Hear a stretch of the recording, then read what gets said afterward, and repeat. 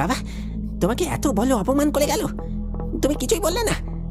আমি দেখে নেব ওই দোকান কি করে চলে, শেষ করে দেব সবকিছু। একটাও খদ্দের টিকতে দেব না ওর ওখানে।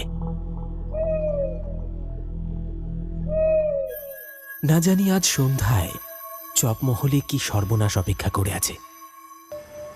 মদন পাল নামটাই যেন একটা ভয়ানক হুঁশিয়ারি।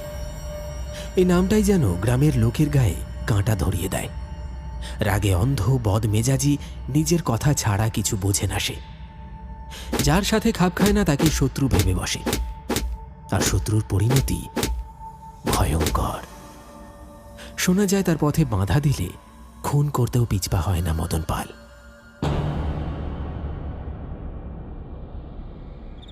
আরে দাও কাকা দাও, একটা গরম গরম বেগুনি, একটা আলু